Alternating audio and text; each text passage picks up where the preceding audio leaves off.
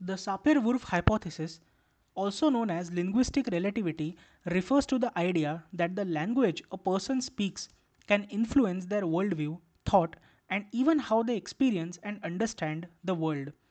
While more extreme versions of the hypothesis have largely been discredited, a growing body of research has demonstrated that language can meaningfully shape how we understand the world around us and even ourselves. The hypothesis is named after anthropologist and linguist Edward Sapir and his student Benjamin Lee Whorf. While the hypothesis is named after both of them, the two never actually formally co authored a coherent hypothesis together. This hypothesis aims to figure out how language and culture are connected. Sapir was interested in charting the difference in language and cultural worldviews, including how language and culture influence each other. Whorf took this work on how language and culture shape each other to a step further to explore how different languages might shape thought and behavior. Since then, the concept has evolved into multiple variations,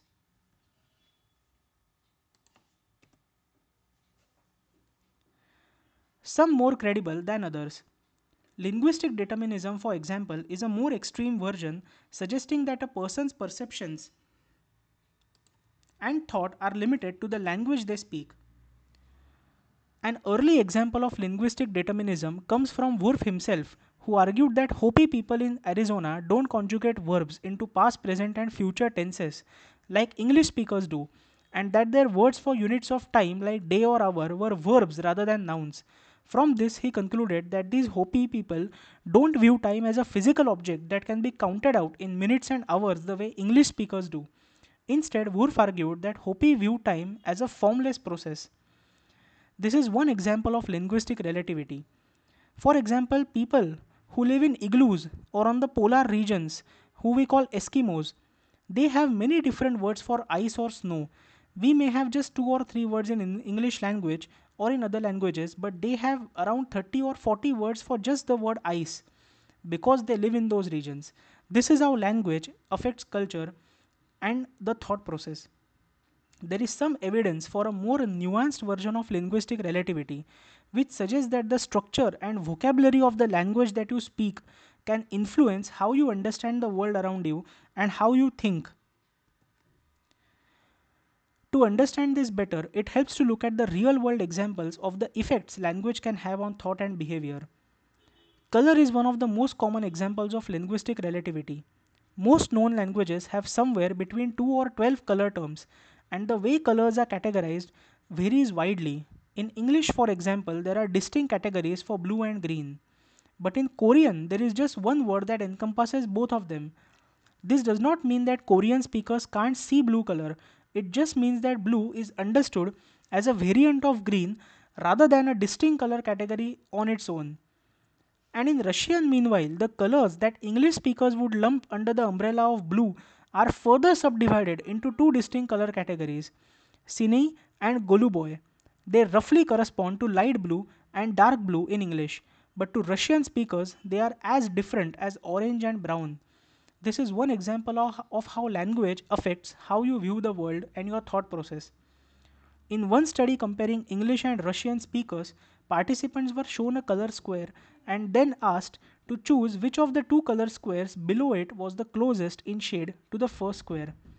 The test specifically focused on the varying shades of blue ranging from Cine to Goluboy.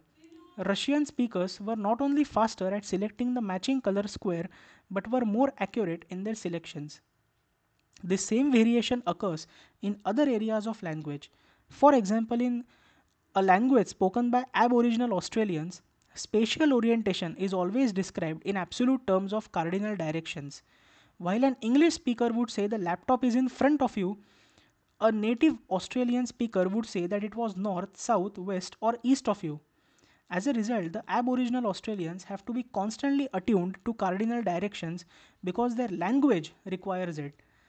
So, when you ask such a speaker to tell you which way south is, they can point in the right direction without a moment's hesitation. But most of the English speakers would struggle to accurately identify south without the help of a compass or taking a moment to recall grade school lessons about how to find it. This is called as linguistic relativity. Linguistic relativity can also be found in psychology. Just as with other aspects of thought and perception, the vocabulary and grammatical structure we have for thinking about or talking about what we feel doesn't create our feelings, but it does shape how we understand them and to an extent how we experience them. Words help us to put a name to our emotions. For example, the ability to detect displeasure from a person's face is universal, but in a language that has the words angry and sad, you can further distinguish what kind of displeasure you observe in their facial expression. This does not mean that humans never experienced anger or sadness before words for them emerged, but they may have struggled to understand or explain the subtle differences between different dimensions of displeasure.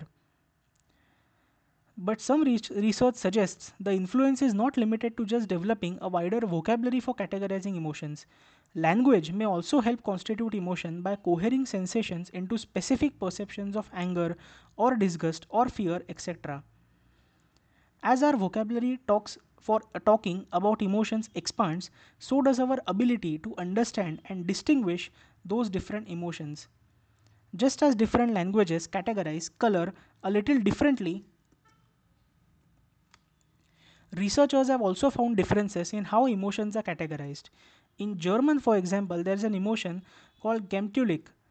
While it's usually translated as cozy or friendly in English, there really isn't any direct translation. It refers to a particular kind of peace and sense of belonging that a person feels when surrounded by the people they love or feel connected to in a place they feel comfortable and free to be who they are. The lack of a word for an emotion in a language does not mean that its speakers don't experience that emotion. It's just that basically the language, the mother tongue that we think in, basically influences our cognitive processes, our personalities, and our cultures.